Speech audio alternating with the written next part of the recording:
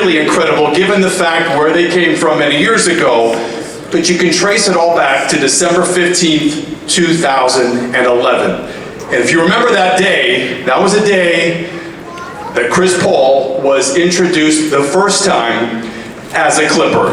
And I am super excited to introduce him for the second time as a Clipper. Please welcome Chris Paul.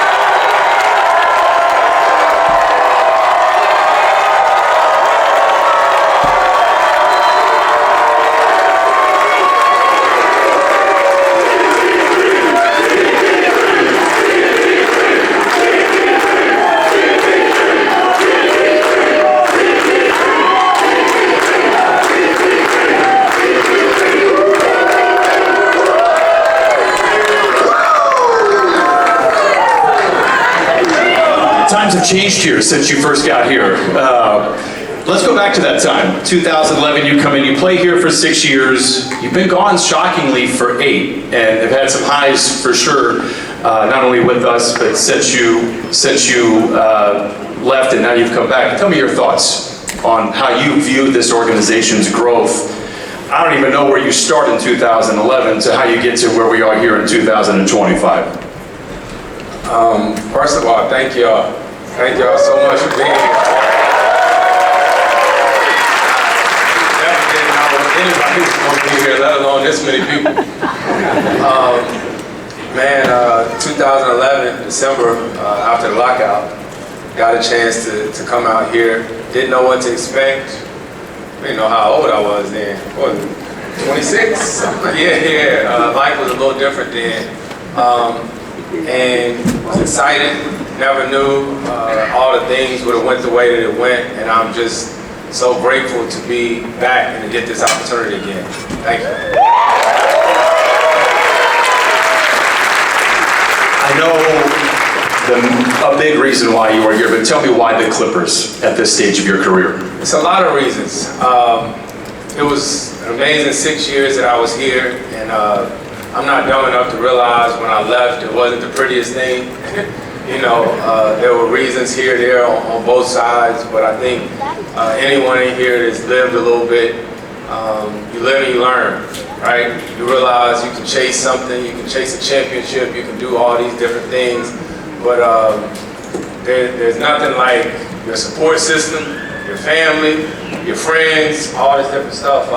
I've talked a lot about wanting to come back to play and be around my family, but one thing I've learned about myself the past 8 years, but specifically the last 6 years and living away from my wife and my kids, is that it's not just them. I'm one of the people who, community is really important, right? I said this before, and I love what I get a chance to do. Don't get it twisted. Every game y'all see, I'm gonna put my heart into that game every night.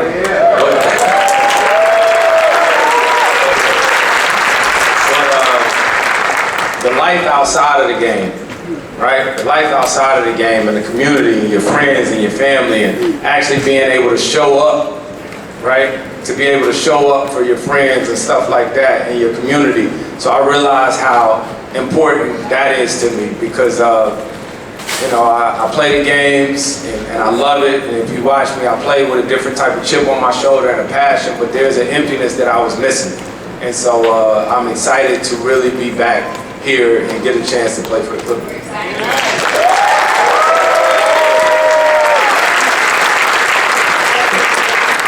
A quick stroll down memory lane. 2011, you departed in 2017. In that stretch, give me your favorite memories. Give me the things that stand out to you. Oh man, it's a lot of favorite memories. There's a lot of really good games. Of course, everybody remember DJ's dunk. but actually a lot of the moments, Brian, you there, a lot of them is the plane rides, the card games, the jokes, and the familiar faces that you see, the season ticket holders that you see when you're out and you go to dinner. Sharon and Joe Hernandez is sitting right here. I see you right there too. I hug them like every single game, right? Like people talk about like the things that you have to do before the game start, right? And you know, like certain guys, I hit the stanchion 3 times, right? I got all these different things that I do before the game, and one of them was I gave this lovely couple right here. I used to hug them every time before every game. And it's crazy, even since I've been gone, every time I play against the Clippers or the Lakers, they are there and I still go up and hug them before every game. Because what you realize in doing this for a long time is that some people start out as friends, but they become family, right? And so, yeah, that's why. I mentioned things have changed slightly since your departure and now arrival here, in particular into a Dome. You've had a chance to be here as an opponent. I know you've toured it privately. Just your thoughts on coming to a place like this. I know the fans, it's our home. It's been, you know, in the works for a long time. Now it is your home. Tell me about your thoughts playing here in front of crowds like this. Yeah, it's crazy, first and foremost. That wall is wild.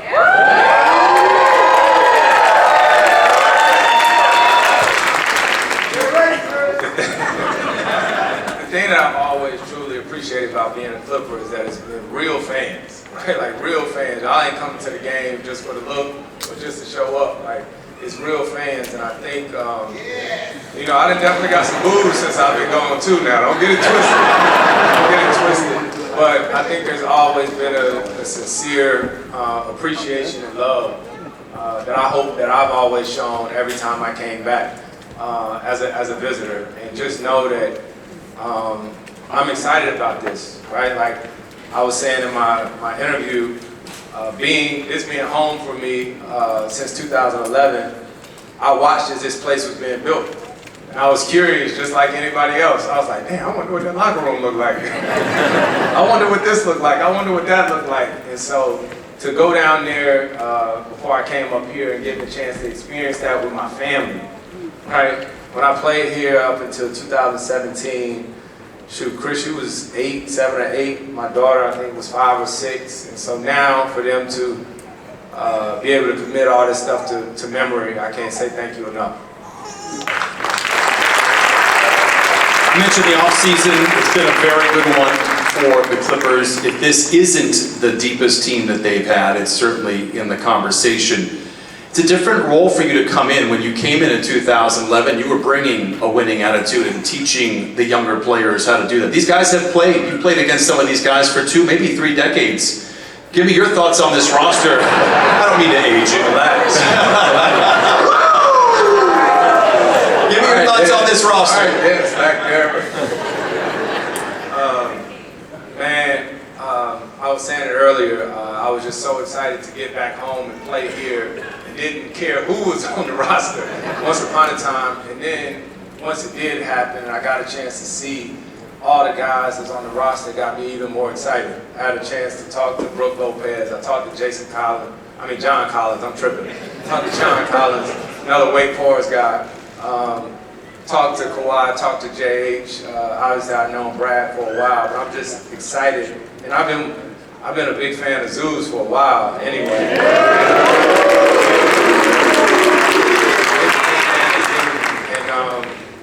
Like I said, the way life happens and whatnot, this would be a different role than I've ever had. And y'all who've seen me play for a while, I'm gonna try to do better and try to smile a little bit more this year, right? But I just sort of play with this type of intensity. But I'm telling you, I'm grateful. I'm gonna come out every single night, whatever that looks like. You know what I mean, and try to make sure I show up for the team. Individually, obviously, you have literally nothing to prove. You're a first ballot Hall of Famer. You're going to go down as one of the greatest point guards to ever play. With that said, how do you come into a season like this? Like, you know, when you're in San Antonio, again, you probably had a similar role than what you did when you first started here, teaching the younger guys. you don't have to teach so much now. How do you come into this role with literally like nothing to prove to anybody? Yeah, so what I say about that is something to prove to whoever. I think day in and day out, I'm trying to prove it to myself, right? I think that's the thing of why I show up day in and day out. It ain't about, that's something that I talked to my son about this morning. I talked about self-motivation, right? So, and it's also not about showing and telling and teaching guys. I think you got to do that by the way that you show up, right? And I plan on doing that day in and day out, whether that's practice, whether that's preparation, whatever that looks like. And so there'll be a lot of knowledge in our locker room, and I don't ever go into a situation like, I know this, I know this. The coolest part about playing this long, actually, Ron, has been that I get a chance to learn from some of them younger guys. You ought to see them. They can do some of this Euro, all this stuff. I can't do it, right? But I love to get out there and to challenge myself and to try to become better, and that's the only way that you learn. I've seen other interviews leading up to this where you've been asked, how many more years are you playing? How are you approaching this season? This is my last question, if you guys don't mind. How are you approaching this last season?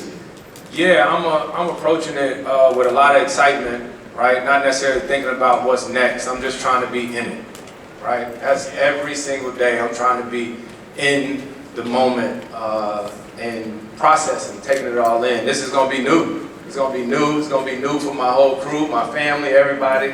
You know, it might be 2 weeks into the season and they might be trying to get me traded. You know what I mean? Because I ain't been home in a while, but I'm excited about what's to come. And yeah. Welcome home. Thank you. See you in October.